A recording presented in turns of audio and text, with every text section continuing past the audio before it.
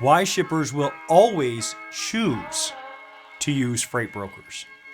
First, it's not cost effective for shippers to eliminate brokers.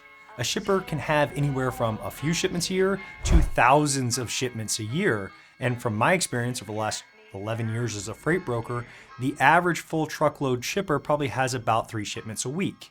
Most shippers will never save enough money going direct to carrier to justify additional cost of employees. They would need operations put into place for dispatch, track and trace, onboarding, verifying insurance, and paying all of the different carriers.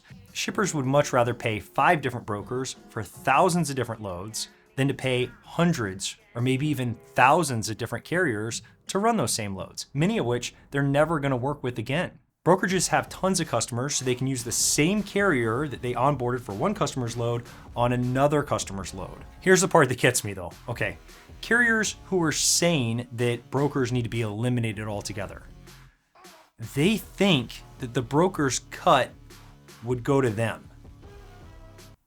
Not a chance.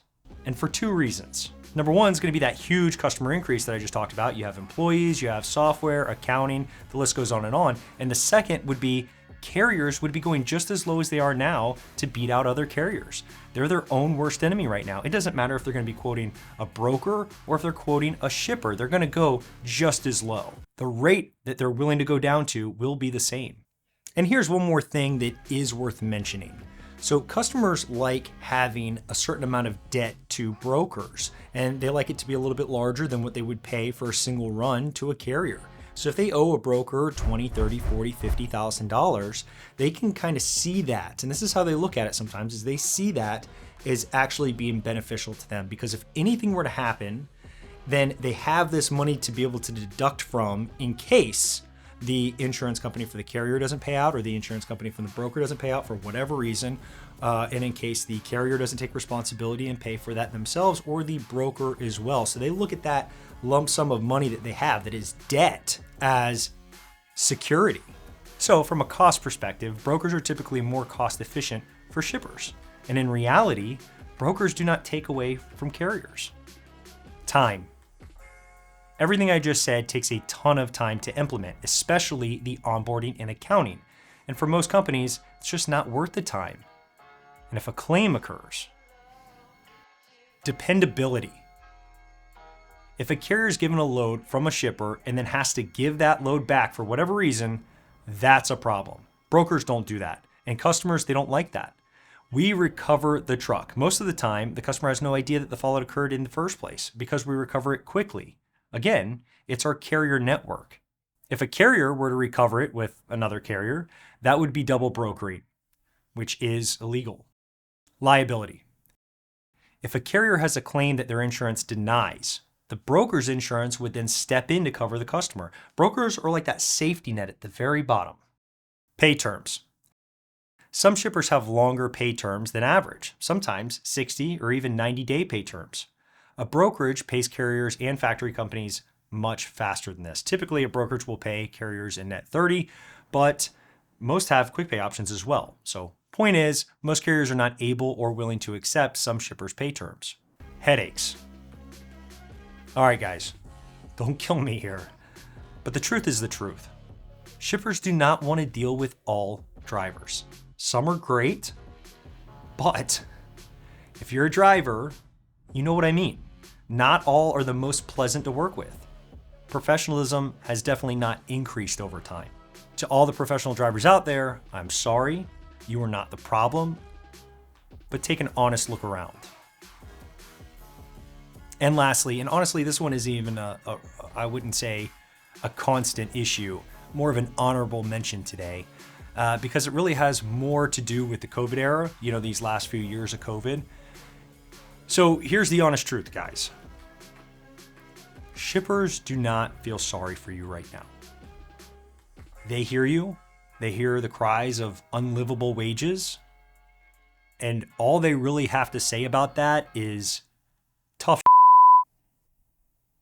They got hosed with high rates over the last couple of years from all carriers, okay?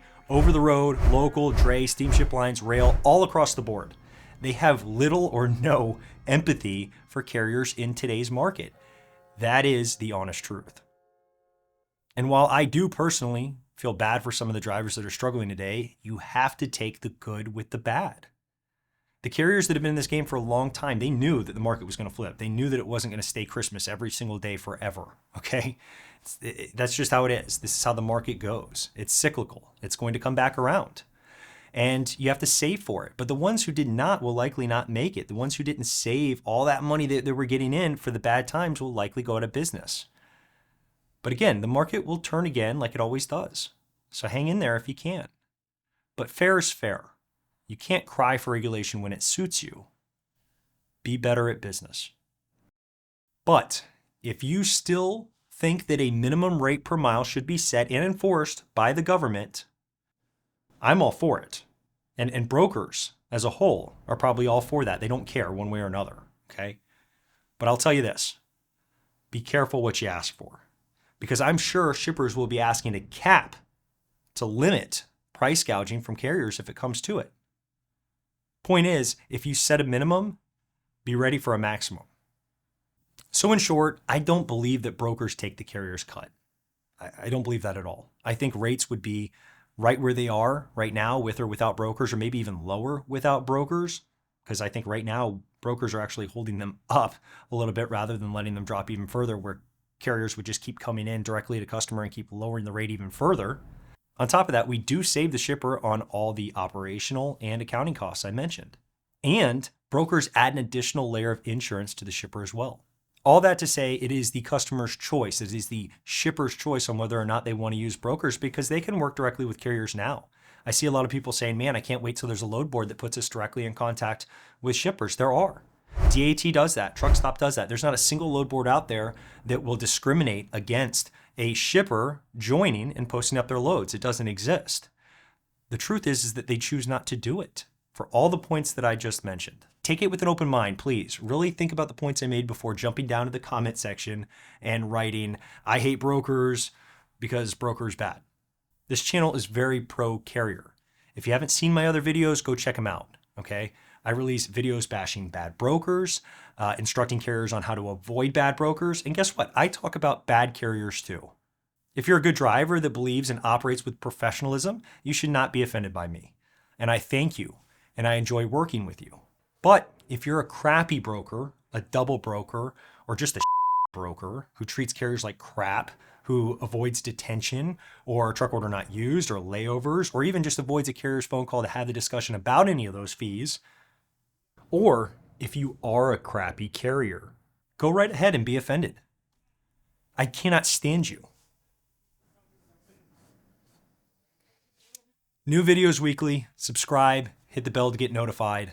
And one last thing, if you're a broker or a driver and you want to know my take on something, ask it in the comments. I'll see if I can't work it into one of the upcoming videos. Goodbye.